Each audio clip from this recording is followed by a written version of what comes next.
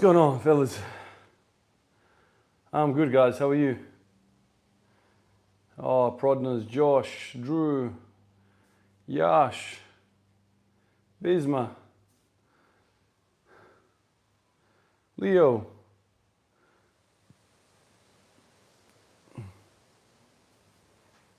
Oh, God. You must have taken it too hard, too quick, man. You gotta ease into these things, man. Otherwise, your soft tissue just blows up.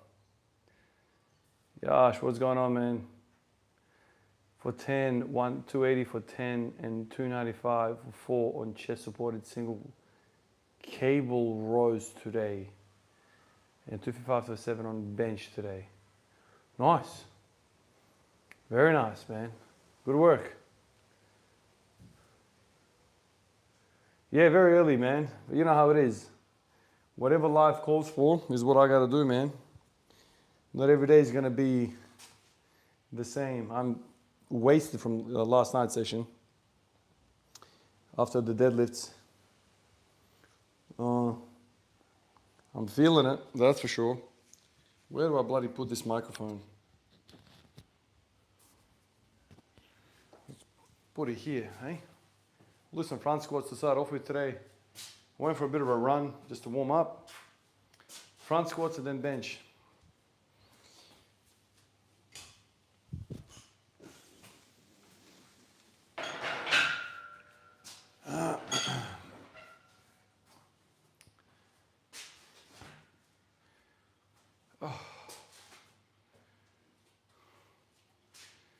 Oh, the day after deadlifts, you feel like you've been beaten up.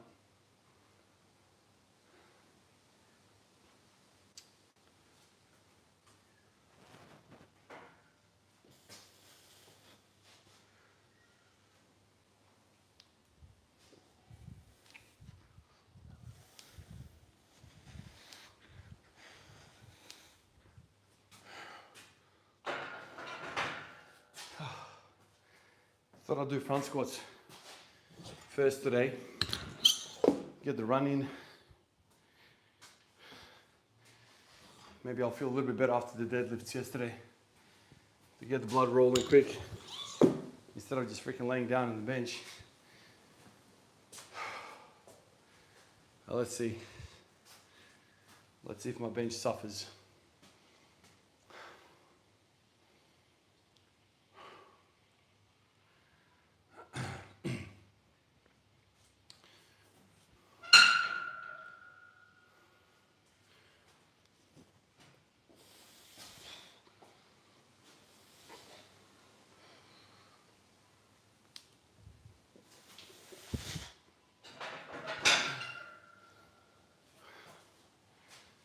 Oh.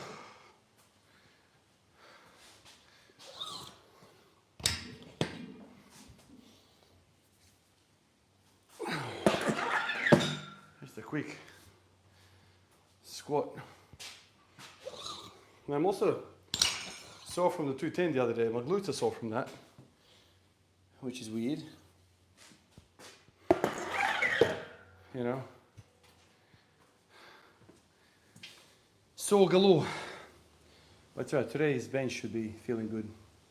There's always something you can do. So I've just only started running yesterday, man.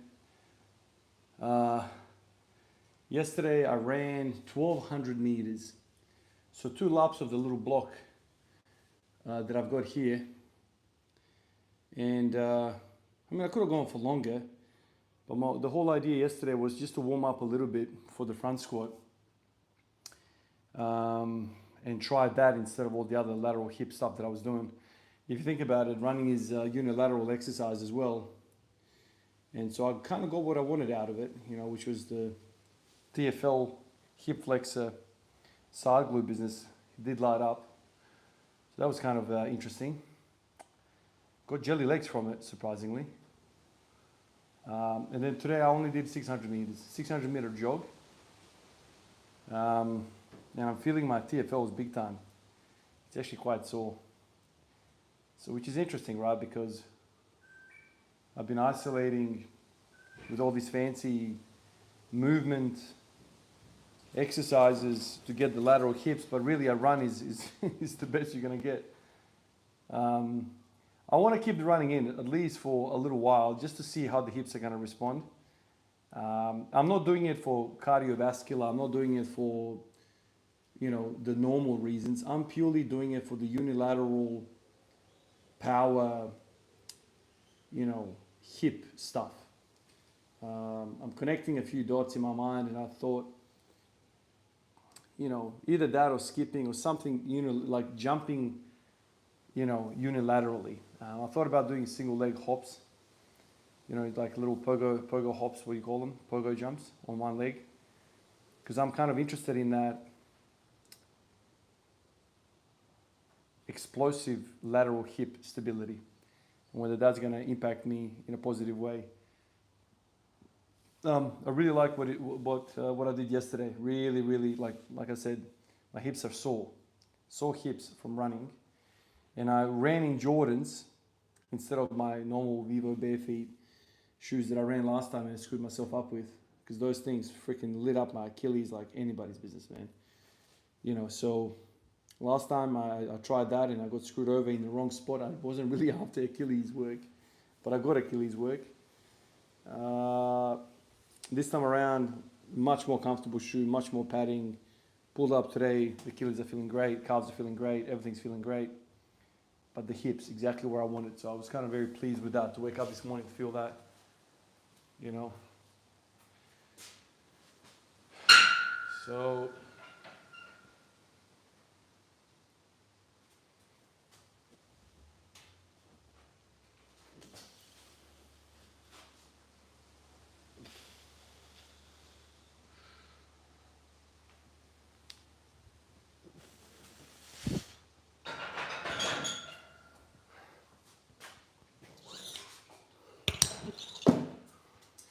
the way I basically am doing things right now is that I'm basically doing SBD. I'm doing squat, bench, deadlift. And then for each of these exercises, I have a warm-up exercise. So obviously for the bench press is the lateral raises. That's kind of stuck as the thing. It's feeling really good, so I kept that in.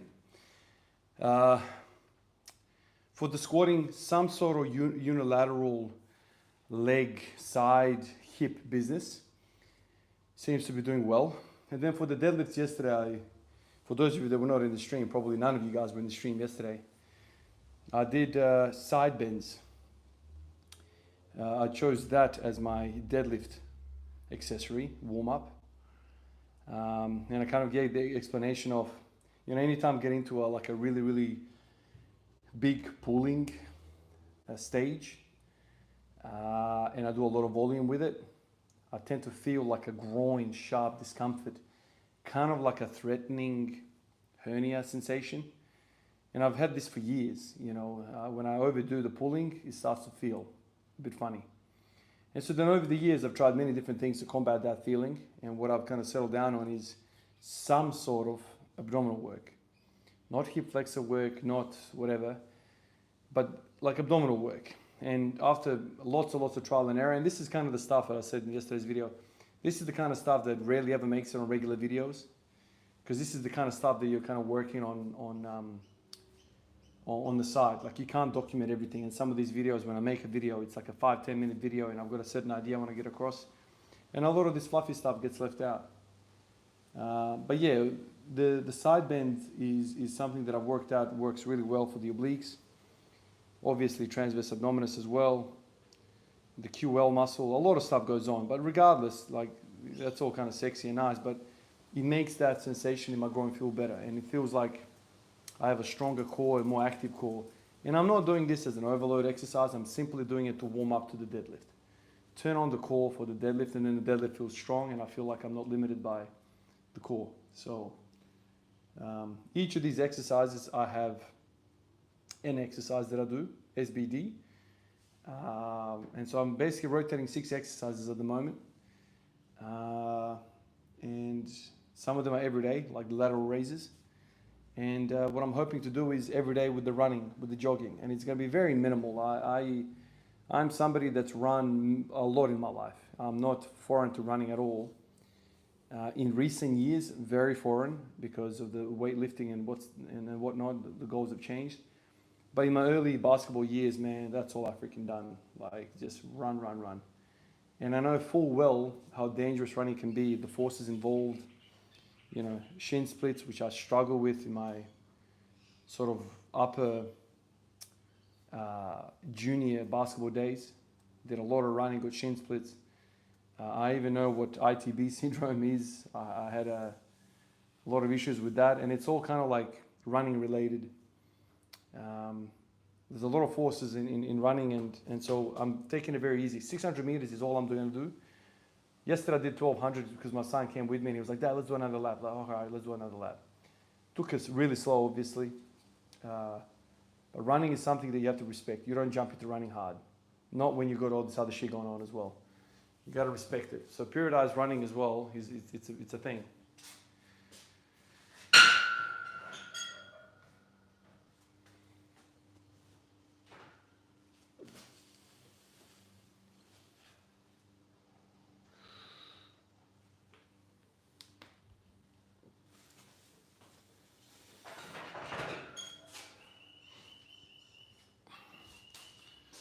All right, let's put 150 and I reckon that'll be it.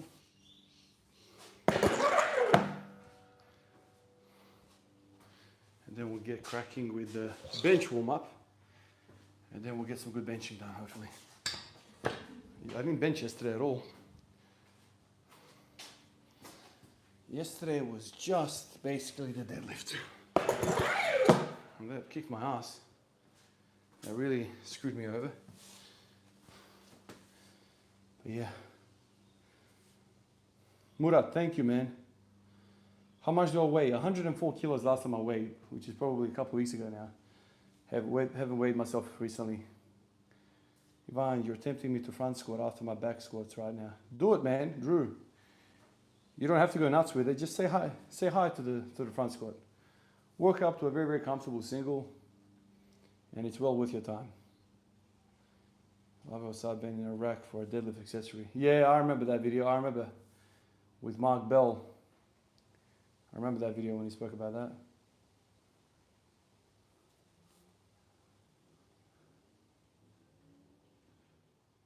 Yeah, Bismarck, the jogs, you know, you just have to be careful with running, you know, like I said.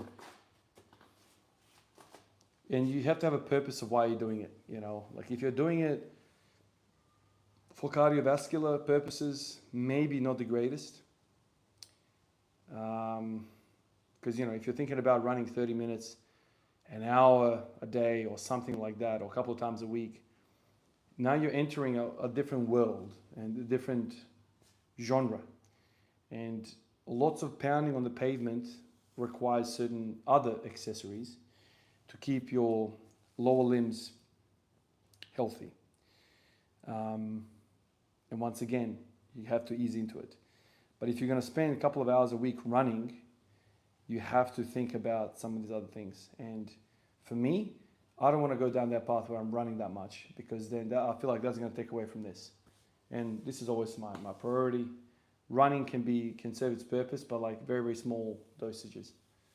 You don't want to get screwed over by, you know, because think about the knees that are copping it. The knees are copping it sweetly for thousands of reps. Do you want that knee trouble to spill over to tendinopathies and all sorts of stuff to spill over to weightlifting? Just be careful. That's all I'm saying. Once again, it depends on the goals. If running is your main thing, then dude, screw the squats or the deadlifts. That's not a priority for you, clearly then.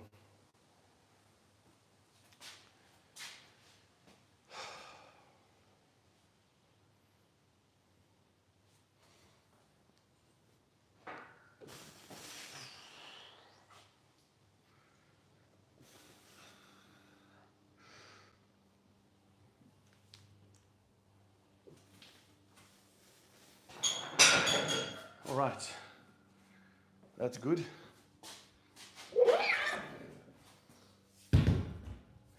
God, my core's about to blow up. I definitely feel my my abs from yesterday. And of course, without even mentioning my lower back. That's always taking a beating. I can have to live with that.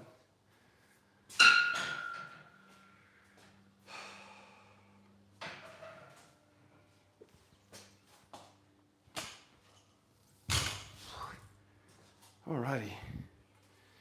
Now,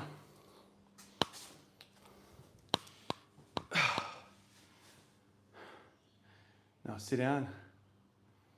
See what's going on with you fellas.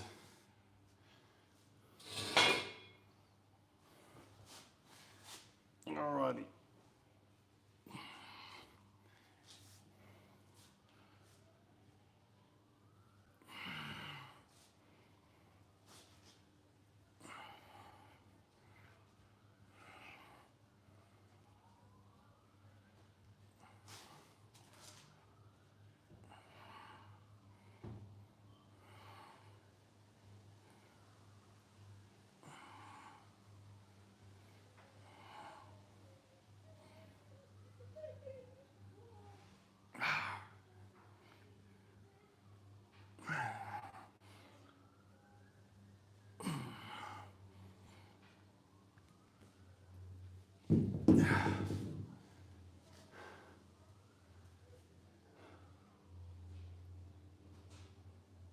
Yeah, absolutely, Bisma. I think for a while now, I don't go into anything anymore cold. For a very long time, I just went straight into the lifts. You know, things like bench press, probably can get away with it if you're not pushing it hard. But there's nothing like injury to show you the way, you know. I screwed my elbows up benching. I screwed my hips squatting cold and heavy. The deadlifts haven't really never really hurt me, but when I push deadlifts, then the hernia story comes up, and I just make sure that I address that and don't screw myself up, because once you pop a hernia, you can't really fix that other than surgery. You don't really want to go down that path. Greg, man, what's happening? Long time no see, huh?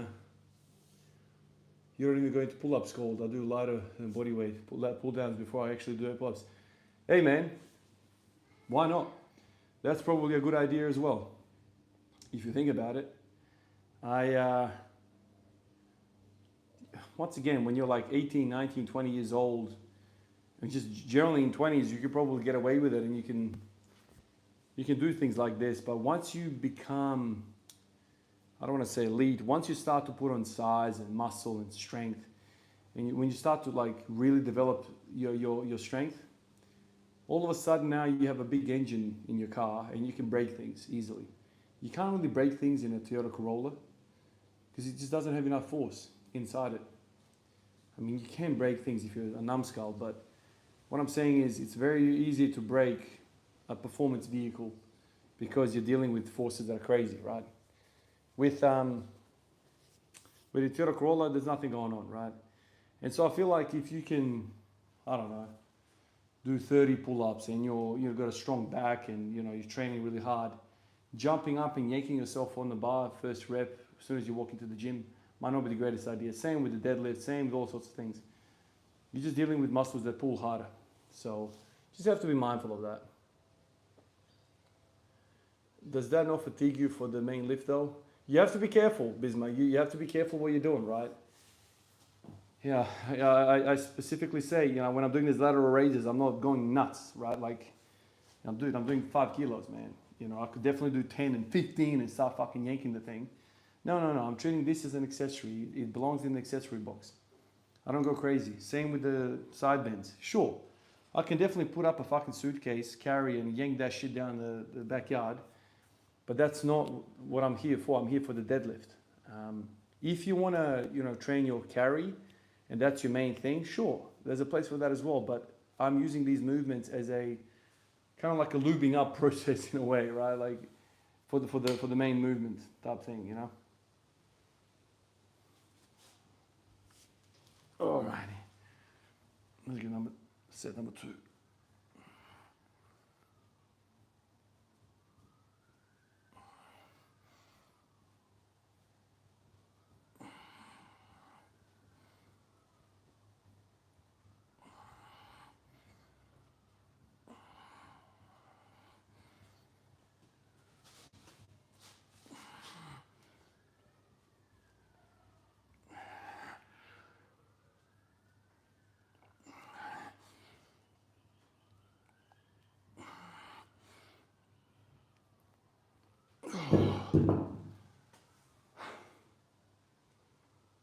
Oh man, Jim, what's up, man? Yeah, morning over here. It's around, what is it, 10 o'clock, something like 11 o'clock, something like that. Ram, what's happening, man? Hello again. Last night for me, Philosophical Words was amazing. Yeah, I appreciate that, Ram. You know, I listened through the video this morning, and I tried to make a couple of snippets for the guys that are not willing to do the 2-hour slog. And there was some really good points discussed there, I thought. Some really good points. So I'm glad you enjoyed that. Just that, warm up only to stimulate blood flow and warm up the muscles so it has higher pliability for training. Absolutely, I agree, Greg. That's where it belongs. Oh, without a doubt, Drew. Trap bar, exercise, carries, any sort of carry. I'm a big believer in that. Yash, was volume work for legs, lightweight for reps the main reason for you squat PR gains this year? I didn't have a squat PR this year. My last PR was November, October last year, and that was preceded by, well, not exactly high bar squatting, but it was a lot of leg pressing, a lot of hack squatting, sets of 10, like lots of volume. This year I tried to make it a lot of high bar squatting, SSB, and it made me feel great. Like, you know, that's one thing that it fixed my groin pain, no hip pain, everything felt amazing. It's just the limitation of it is it's very hard to progress that. And so I kind of moved away from it, and I've drawn some other ideas from it. And I continued that train of thought. Basically, that was inspired by the benching. The benching has been unbelievable, improving so quickly. You know, session by session, I'm getting another rep or a set or something. And that was 20 to 30 reps. And so I thought, could I do that with squats? You can, but you're not gonna progress all that well. Nowhere near like the bench. So I'm kind of theorizing now, and also try with the deadlift, similar experience. Now I'm kind of theorizing maybe squats are best suited to 10 reps and deadlifts to 5. And the reason for these arbitrary rep ranges is purely because of muscle mass used. You know, squats and deadlifts take so much out of you that the cardiovascular system starts to fail, and that limits you at the end of the set. And that's kind of not the point of strength. When I'm doing bench press for a set of 20 and 30, it's not my cardiovascular system that is holding me back. It's the muscle, it's fatigue, and you feel that. With the squats, man, like, you're freaking dizzy, you're about to fall over. Like, of course the quads are killing you, but it's hard to progress. And so now I'm kind of in this 5 rep deadlift, maybe twice a week. Let's see how I can tolerate that. But at least once a week, push sets of 5. I got up to 220 last night. Yesterday's session was 220 for sets of 3 sets of 5. So let's see if it works. I'm kind of bummed by the whole, you know, theory behind bench not spilling over. I was kind of hoping that would be the case, but sets of 30 on squat is very difficult to progress.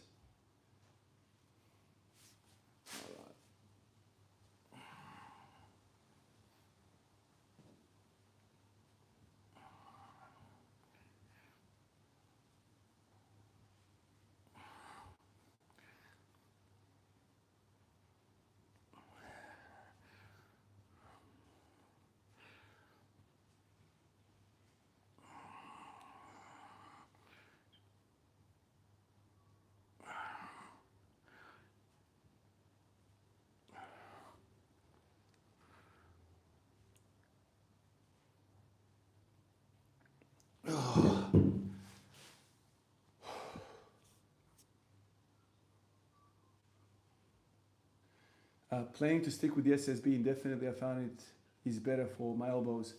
My elbows don't trouble me anymore since they're going wide on the bench. I've given up the SSB, now I'm doing front squats. Thought I gave a bunch of months, 2-3 months, whatever it was, to the SSB. Thought I'd kind of give it a rest and do front squats. I think the front squat combination with the deadlift works well.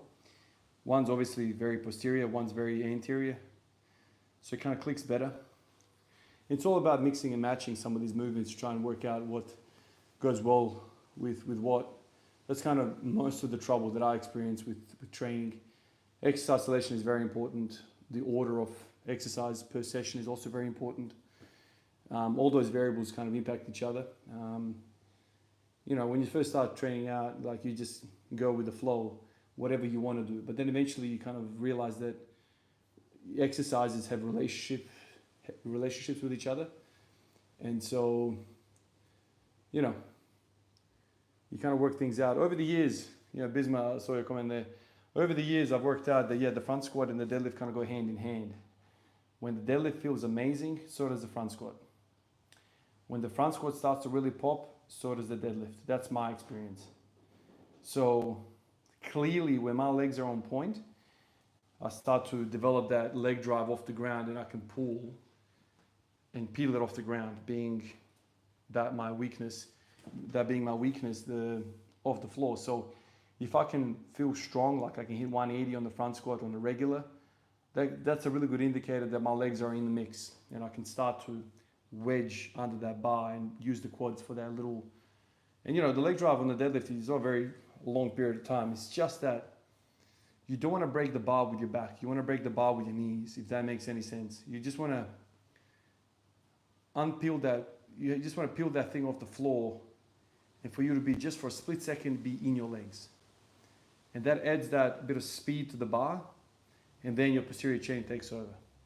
The posterior chain for me has never been the problem. Like I've always felt like if the bar gets off the ground and I'm not rounded over because I didn't break the bar with my back, I broke it with my quads, then I can finish it, you know. And that's something probably why the deadlift bar was really good, because it makes you believe, you know, it gives you more length of time for the legs to work. And so by the time the weight's fully in your hands, there's a little bit of acceleration in the bar, and that gives you belief. And that's something that I used often to describe the sensation of a deadlift bar. There's nothing worse for somebody that struggles off the floor. You come up to it, and you're pulling, and you're pulling, and you're pulling, and you're not even like getting the plates off the floor. That is so zapping. So you need crazy patience with the stiff bar to keep pulling and pulling and pulling and pulling and wait for that thing to kind of start to move. So yeah, front squats and deadlifts, very good mix, man.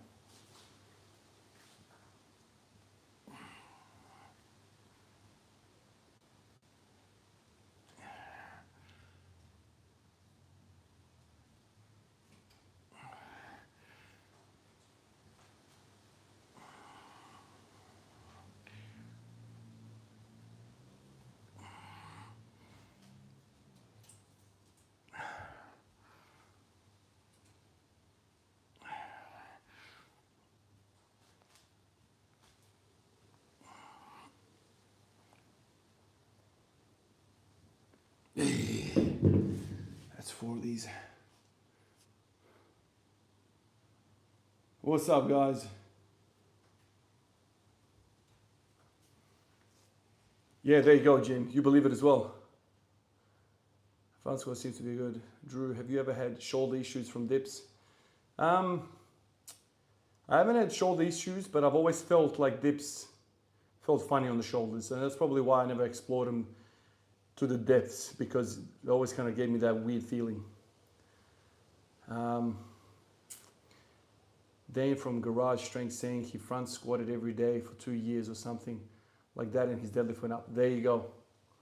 Isn't that interesting? The quads are the main forgotten muscle in most people's deadlifts. in what I've seen, but using the quads correctly from the start allowed the posterior chain to work optimally. Without a doubt, Greg. Get as much quad as possible, because that's always a cherry on top. If you don't, try and not make it a stiff-legged. And if you can get anything out of the quads in the deadlift, you're winning. What up, Chris? What's happening, man? Bisma, we are opposites there. I can basically get anything off the ground on deadlifts, but once I'm at my knees, I get stuck. Wow, man. Fuck. That is so amazing for me to hear. And I know this happens. There's so many people around the place like that. People that just yank the shit off the floor and then they get stuck at the knee. That to me is such a foreign concept. Once I get to the knees, the lift is over, man. Literally, the lift is over. Never have I ever stopped. Even mid-shin. If I can get it to mid-shin in a good position, dude, I feel like I can accelerate the bar at that point. I can literally accelerate the bar from that, just below the knee to the hip. Easy. But that initial bit off the floor, fucking hell, man. Oh.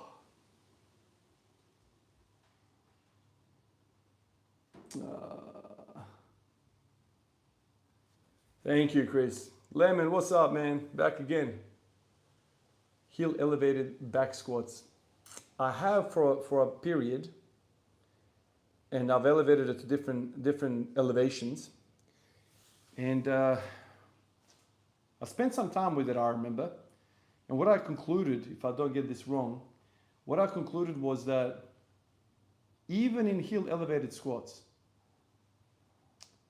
the bar, sure, 60, sure. And then around 100 kilos, even with my elevated heels, I start to lean over. And I remember thinking to myself, what the fuck is going on?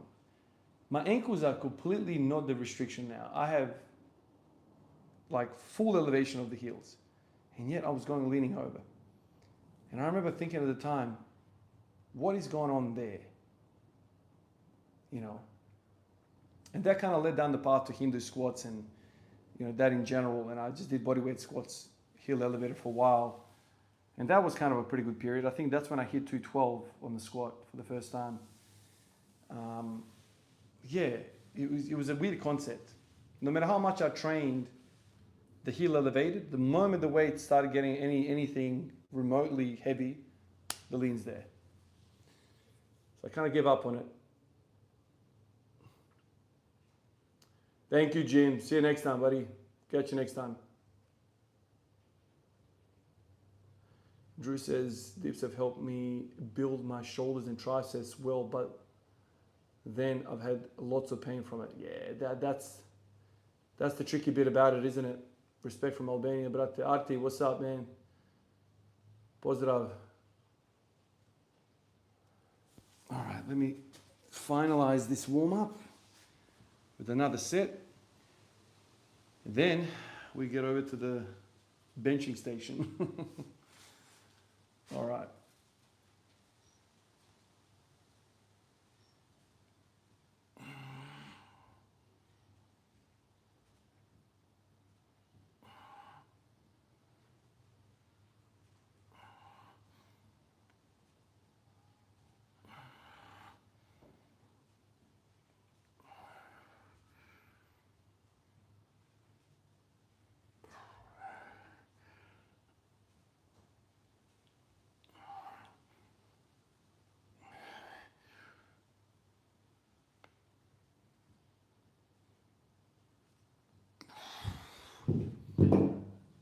All right, boys. That's it. We're progressing in life.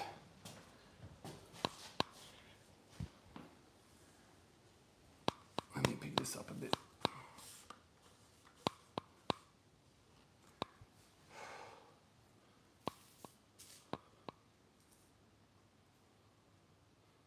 Oh shit, really? Lemon?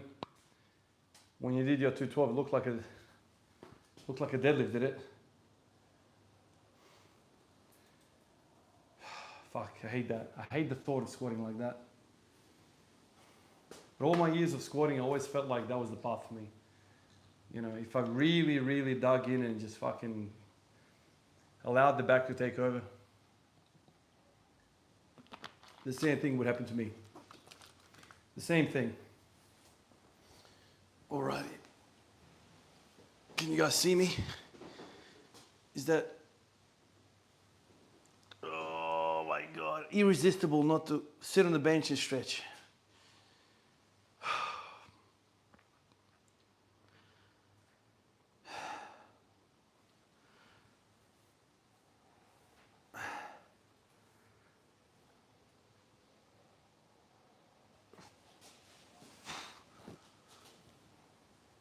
The trouble with the bench is your shirt comes up to your bloody nipples by the time you finish stretching.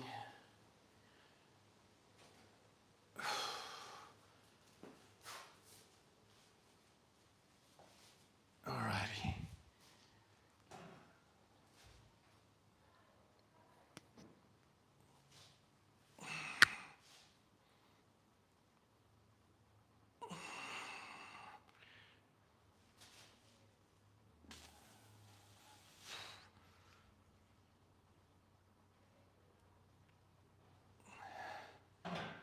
Now, we're gonna move this thing.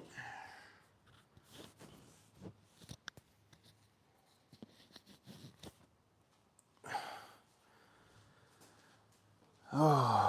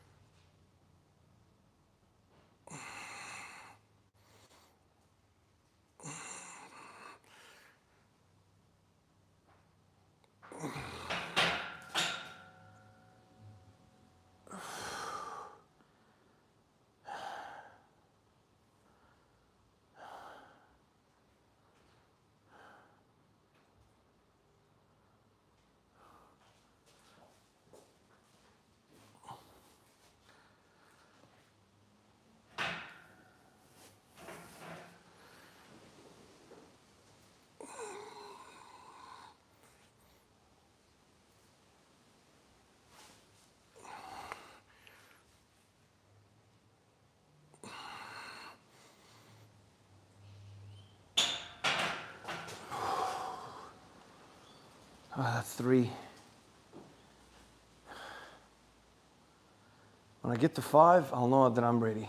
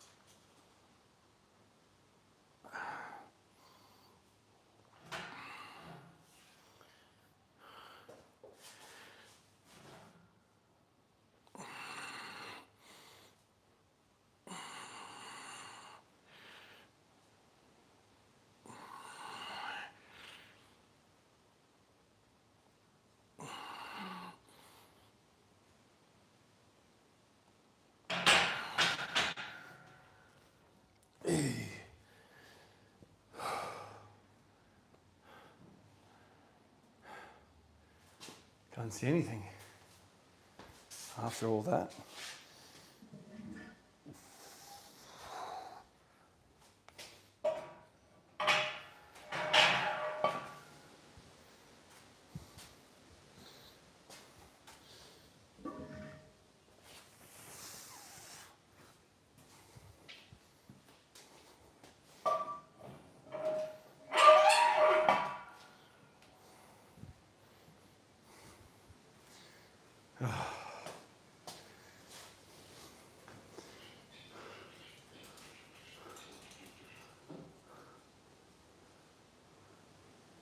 See you, Bisma. All the best, Bisma. Appreciate you, dude. Greg. Yep. That's as simple as that. And probably long legs to match those quads as well. which kind of makes it harder to engage the quads.